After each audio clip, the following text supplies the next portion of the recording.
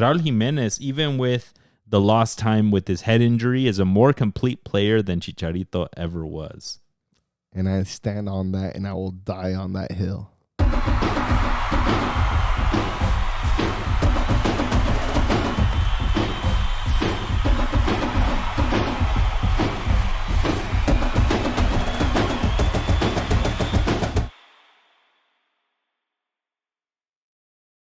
Let's go, mi César. Let's go, man. Ya faltaba uno de estos. Sí, pues ya hacía falta. Ya dijimos, hey, let's get the hot takes going, bro. Let's go. You know we appreciate some hot takes. Sí, que se prenda el cerro, vámonos. Sí, the hotter the better. Welcome back, folks, to another episode of Goal Sided, a bonus episode. We haven't done one of these in a bit. We used to do them like once a month, pretty regularly. Pero ya se prendió el cerro, como dijiste, in the Discord and on IG. So make sure to follow us wherever you guys can, on YouTube, on IG. Join the Discord for all these hot takes. But what we're going to be doing, if you guys haven't tuned into these, we're going to be going through our Discord and Instagram where we ask people to give us your hot takes. We're going to go through the best ones. We'll give you guys our opinion on that hot take. See if it has some validity. See if it's just out of this world. There's always some funny ones. There's always some really good ones. There's always some you're like, that's not even hot. Yeah, bro. ¿Qué onda? So let's get right into it. Let's do it. We got some good ones. Let's get through them. Let's start off in the Discord. We got username Gavon number 23. This is a good one to start off with. Raul Jimenez is the best Mexican soccer player of our generation. Let's go. I'm going to have to. So? Hecho en Coapa. In Tepeyi. I would say we have to break it down by what does generation mean. Because I'm going to name a couple and you got to tell me yes or no. Because I'll start going back generation-wise. Okay. Better than Chicharito. Yes. Better than Andrés Guardado. Yes. Better than Achache. Yes. Better than Cuauhtémoc Blanco. Fuck. I feel like Cuauhtémoc Blanco está en la conversación con Rafa Márquez. That's right around the same generation, right? I mean, yes. I feel like. So then he's maybe saying like Gen Z generation almost. Yes. So I feel like we can only count it from like his Chilena onward. Because his Chilena was around 2012, right? 2012, Rafa 2013. Márquez was still there. Yeah, but Rafa Márquez so was 2014. On... Yeah. He was on the way out. He's on the way out. Okay. Entonces ahí es donde podemos clearly say Raul Jimenez was coming in, Rafa ya estaba saliendo. So 2010s. Yeah. So almost like 2010s onwards, and we're counting Rafa Márquez as like 2000s and Cuauhtémoc as 2000s. Yes. Raul Jimenez is the best player since then. Yes. It's between him and Carlos Vela for me. I think both of them in terms of talent. Gio dos Santos had an amazing run with La Selección también. Yeah. Carlos Vela, I mean, if Carlos Vela would have not dropped out for a good window, it would have easily been him. But Gio dos Santos was there that whole time. He gave us all the hope in the world against the Netherlands team. Countless Gold Cups as well. La Medalla de Oro. Yeah. Raul Jimenez did also get one. ¿Qué? Was he on the bench? Oribe Peralta was the only bright spot of that team. I mean, like from the forward position. From the forward position. Okay. There was no Raul Jimenez, no, hombre. Era un desconocido en la banca. If we're talking about talent, like pure talent. We're talking best. Okay, so the best, right? Best. Because of just your qualities. Carlos Vela, Gio dos Santos, Raul Jimenez. Who is the best in the in this generation for of me, kids, I guess I would say. It's between Carlos and Raul Jimenez. Si me dices uno, está bien. Si me dices el otro, está bien. I think Raul Jimenez has more to give still. Yes. And I would then categorize him as the best at this next World Cup if he puts on. He hasn't scored a single goal at a World Cup. Yeah. And I'm going to use that in an argument later from the ones that I have seen on here. Stay tuned, folks. They're about to get good. So I would say not the best in this generation. I would say Carlitos Vela. Pure talent, performances, Gio, potential, Raul Jimenez. Still to go because he's still part of this generation. I guess. I'll take it. And none of those fools stayed around. God damn it. All right. We start off with a good one. Okay, this one's following up on Raul Jimenez. We're just riding that train. Raul Jimenez can still do a good job for the biggest clubs in the world for the next few years. Any of them who choose to swoop him up would be lucky. This is coming from the username Asmar. I agree. Arsenal picks him up. Do they win the league next year? I think they have a really good chance to win the league. Damn. Si se enfocan en to feed Raul Jimenez all the balls in the world, you have a really good chance of winning the league next year. Damn. What if he comes back to America? Just kidding. Hey, tetracampeón. I mean, let's see. If City gets Raul Jimenez, do they get back to their glory? No, Manchester City has Holland. City doesn't need a forward. No, they won't. Would he be a good successor to Lewandowski?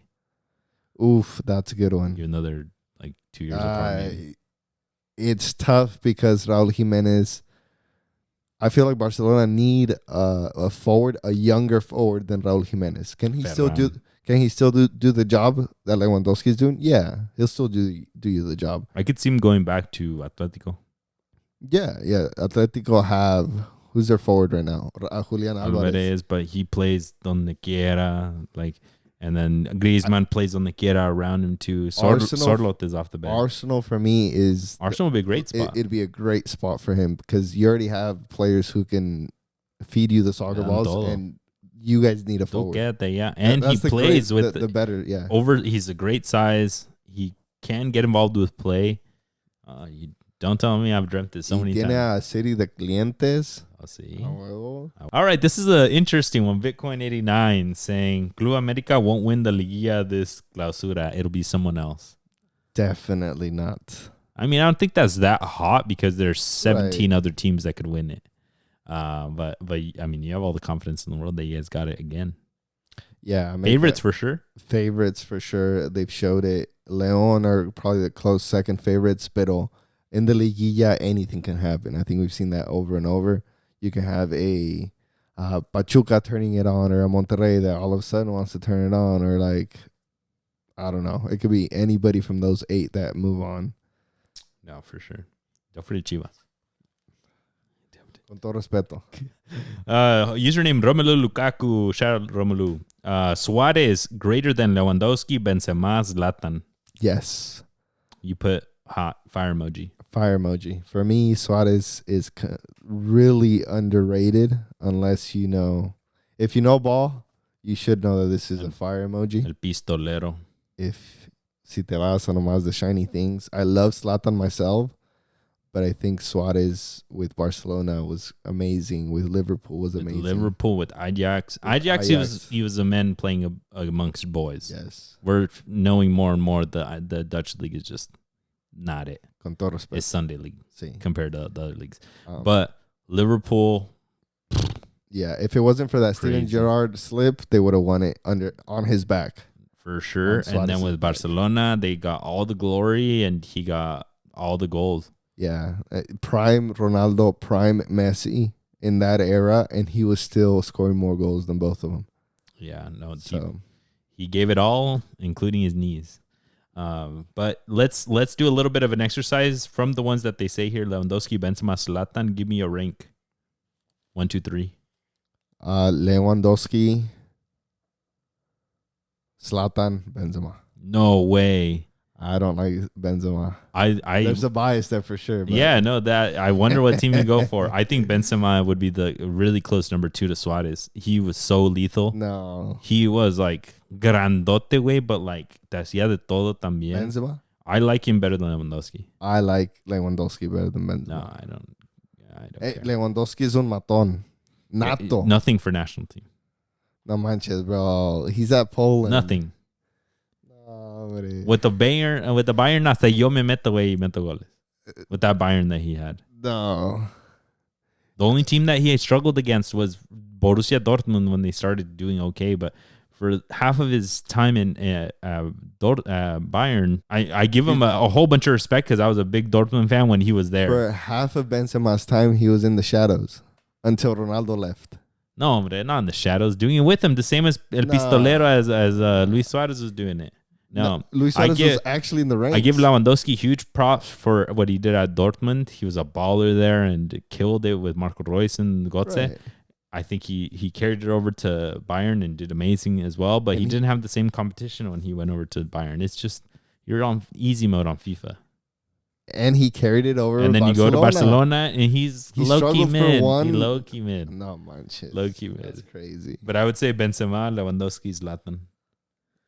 Lewandowski, Zlatan, Benzema. No. Con todo respeto. I don't think so. We got professional Marie Lover in the chat saying Pochettino won't make it to the World Cup. Jeez. I think that's wild. He has a chance not to if he flops at Gold Cup. Do you think there's a possibility? No. I don't think it's a project. Yeah, I think the United States Federation are paying too much money to just let him go like 6 months in or a year in. And U.S. men's national team or the federation isn't so accustomed to switch managers like a Selección Mexicana does. They don't have the huevitos to do it either. Yeah. You're saying if he gets grouped at the Gold Cup. No están acostumbrados. Yeah. And the Mexican national team is the hottest seat in all of national team football. Because they just get switched so quickly. And I don't think the U.S. men's national team are going to get rid of somebody like Pochettino. Like, nobody's going to want that job after Pochettino if you get rid of him 6 months in. Yeah. I also think the name that he brings in and then just the personalities at U.S. soccer, they're probably just like, yeah, it's fine. We'll be okay at the World Cup. It must be the players. Yeah, you'll figure it out, right? Like, my guy, if he has to win Gold Cup. Yeah. He has to win that. Way more pressure than Vasco Aguirre to win Gold Cup. Bitcoin 89 saying U.S. men's national team will not make it past groups in World Cup at home. Canada and Mexico will make it further. So we're taking this in 2 parts or in 1 part? 1 part, but I think the hotter part of the take is that U.S. would get grouped. No. They make it out. Yeah, they make it out, especially with 36 national teams because it's a 48. Or 48. Yeah, with 48, you're going to play somebody like Sierra Leone, con todo respeto. So, like, I mean, come on. Like, you should, right? I think in general... You get freaking Northern Ireland or some shit. Imagine, yeah, it's just... They should make it out of the group. They're North Korea, con todo respeto. They're going to make it out of the group. It's going to be at home, and they're going to be like, America, this is our land, chingada madre. They're not going to have any home field advantage. No matter who you play against, there's immigrants from that country that live here that would go, and then double time that would fly in. Imagine they play Uruguay, bro. The amount of Uruguayos that are here that I saw at the Copa America.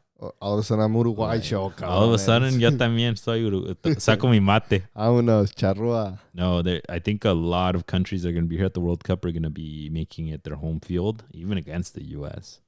Yeah, I mean, I can see that happening, but if that happens, I think the U.S. men's national team should have the talent to make it out of the group stage. Okay, I don't... Keyword should. Yeah, especially because they're head of the group, right? So that means that they're not going to get... Brazil, they're not going to get an Argentina, they're not going to get an England, Spain. The second in their group is going to be somebody kind of okay, strongish, but not that crazy. Like Algeria or like, That'd be kind of tough. Imagine you get a Morocco or something. Damn. Yeah.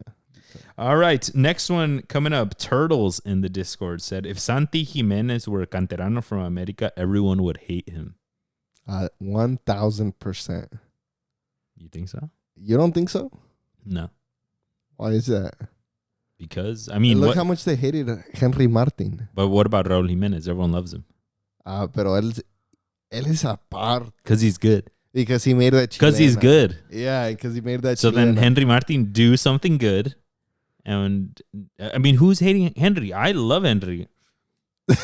No, you guys heard it here on a hot... He loves Henry. I wanted him for Chivas. Remember when you hated him for a bit? No. The podcast remembers. You hated him. You were like, we'll give you Henry. You would be like on the fire. We'll give you Henry. Dude, you need to pull that tape up because I do not remember. I don't know how I'm going to find it, but I'll find it. It must be a really early episode because Henry Martin started doing good. There were 2 years ago. We know exactly when he started doing good. After City, after Real Madrid. Después de que jugó aquí in the Giants Park. I don't know what the hell que tomó en el agua aquí in the Bay Area. Sí. But before that, we would jokingly be like, I'll take Henry. I'm fine with it. And you'd be like, I'm giving you. You guys can take him. A mitad de precio. A doble, me quieres. I don't know. But no, I I think Americanistas blow up how much the selección fans hate on their players. Cuauhtémoc Blanco is a legend. Everyone, when it's selección, a lot of people forget, right? Raul Jimenez. I maybe what they do get is they get extra hate when they're not doing great. I'll give you that. Y objetivamente, un Israel Reyes, nobody's talking about him. Nobody's, and everyone's even like, he did great. Yeah. So yeah, maybe we're being a bit extra, pero I do get your point that when we do not do well or American players don't do well, they do get that extra hate.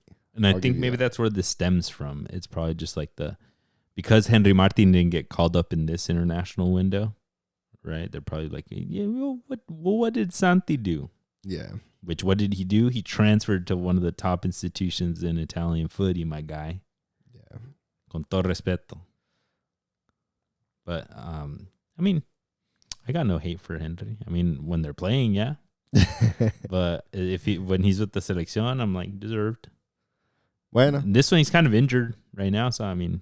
Yeah. He's coming off of an injury probably like 3 weeks ago or something like that. No, but I think if you're making a comparison to like Santi is getting alabado right now versus Henry Martin is not, that's where it's coming from as well. Like that Henry right now is getting some hate.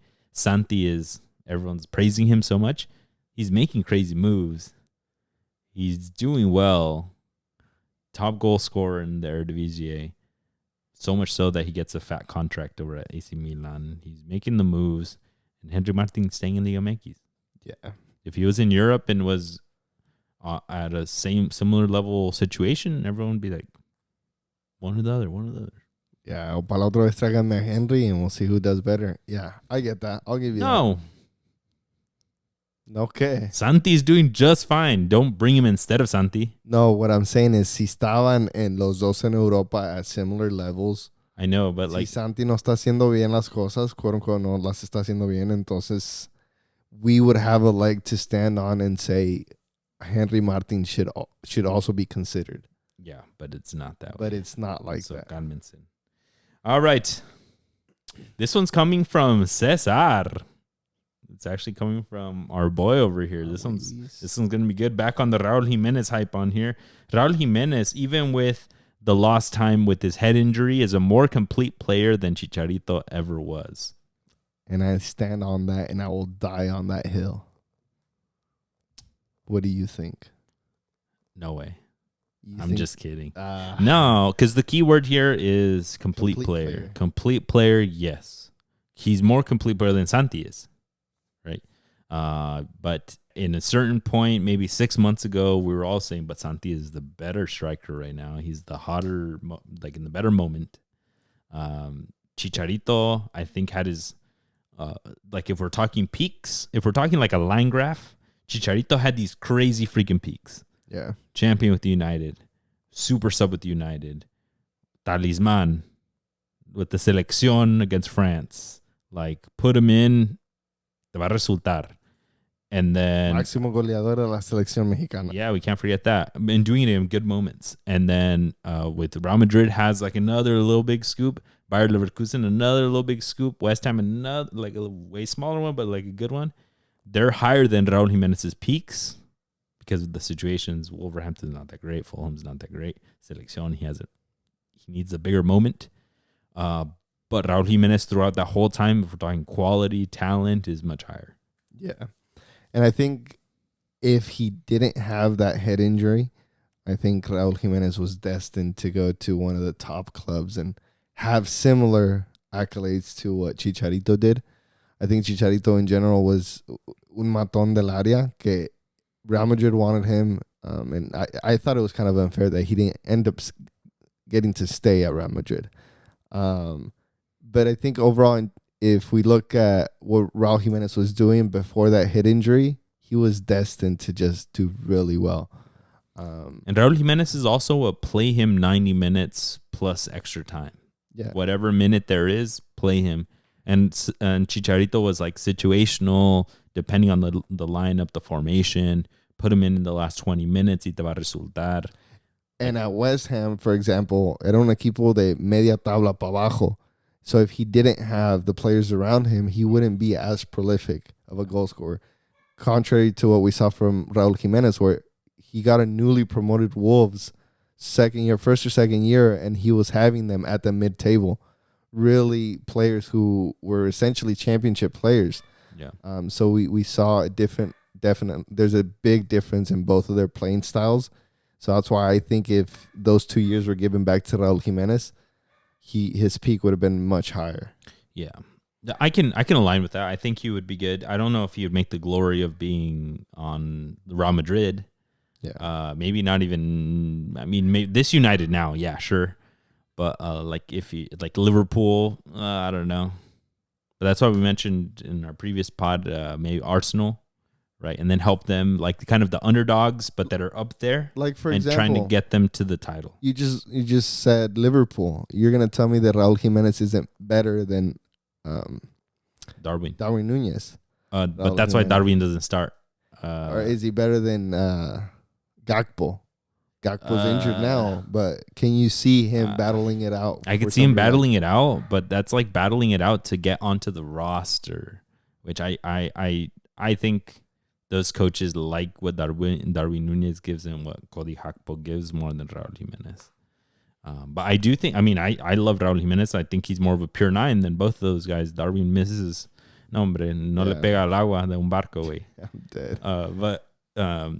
But I would see, like we mentioned, I could see him on one of the team, not the favorite to win the championship and bring him in, but rather bring him into one of the top 4 that are pushing for that trophy. I think he would totally fit in there.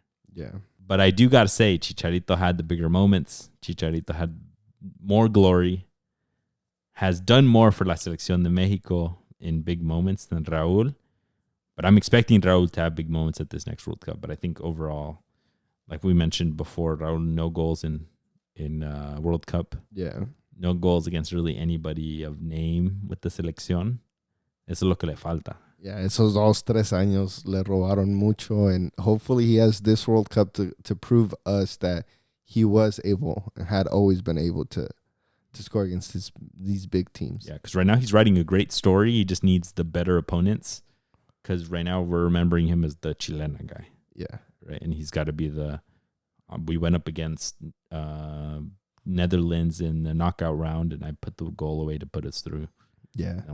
And I'm really enjoying that he's adding free kicks to his tool belt. That's crazy. Really good at PKs. He's always been good at headers. Can do a chilena. We've seen it.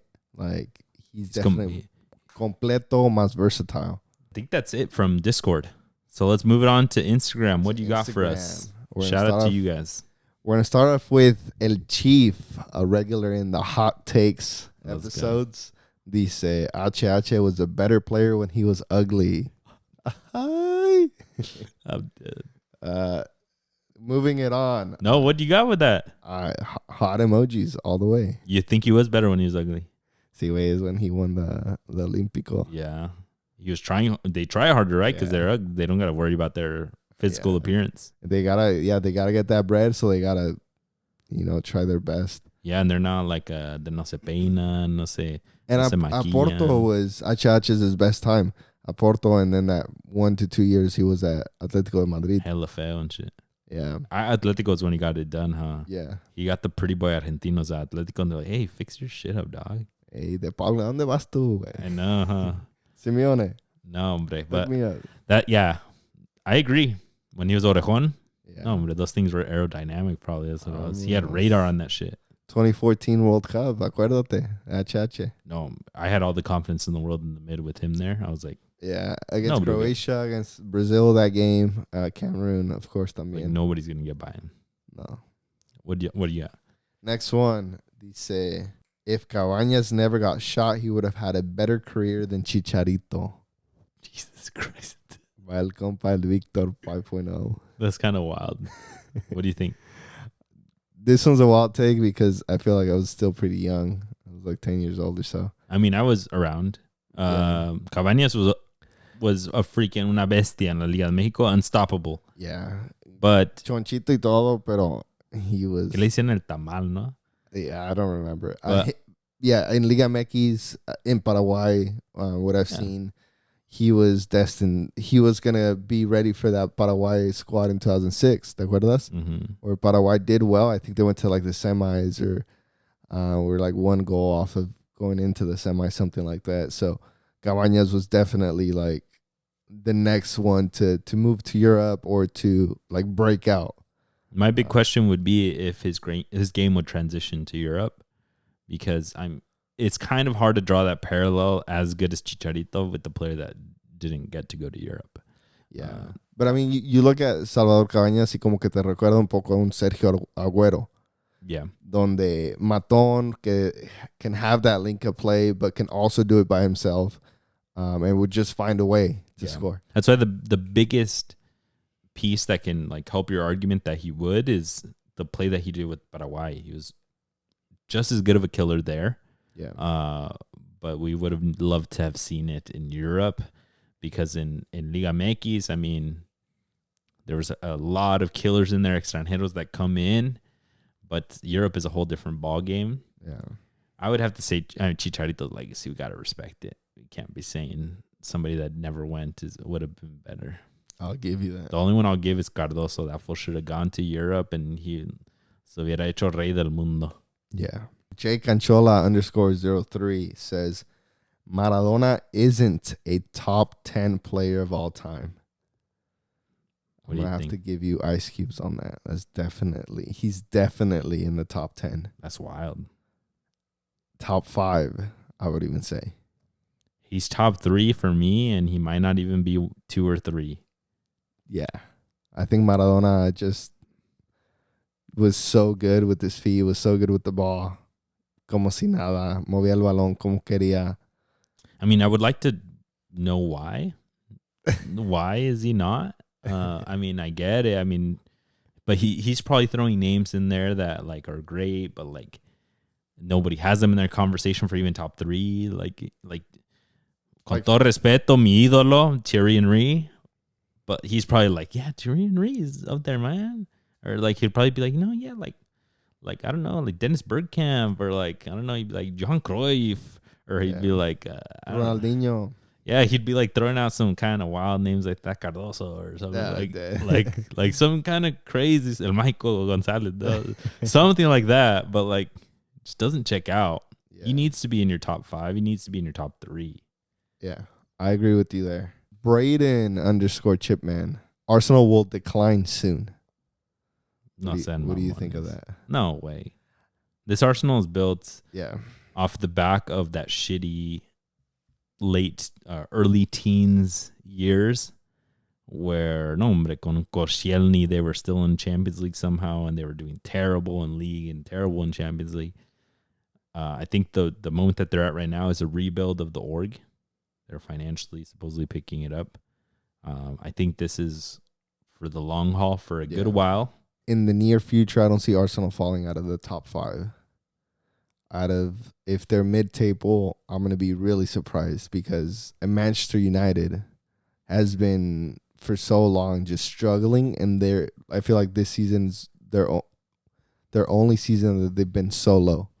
I feel like in previous season they were always fighting for that top 5, for the Europa League spots, for the Conference League spots. So for Arsenal to turn around and in like 5 years do the same must be a wild turn of events to what they're doing now. Project J90 says that 2026 will be a disaster for the real soccer fans. The World Cup will be a disaster for real soccer fans. I think a lot of people are going to get outpriced. A lot of people that would like to go watch their selección won't be able to, just because it's going to be way too much money. They'll be sold out. Rich kids will get their way. And then I think one thing that's underrated to be brought up is the transportation system is going to be terrible.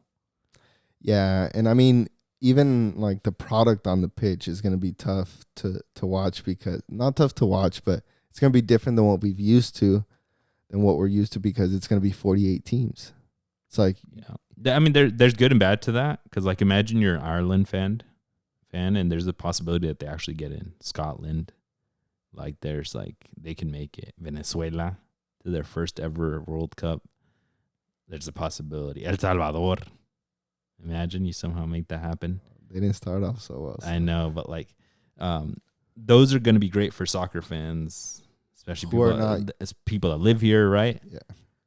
But too many games is always it's always a problem. Yeah. Injuries.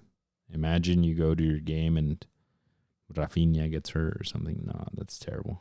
Yeah, and it also ties in with what you were saying, both transportation for the fan, the spectator, and transportation for the teams.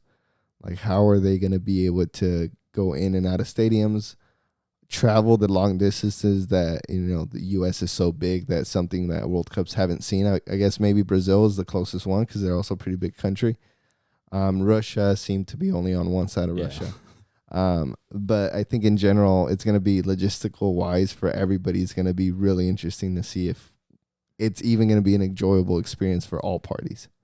Yeah, I'm sure we'll have our fun, but that's Copa America was wild. Do you remember the final? People were jumping that shit. Oh, for real?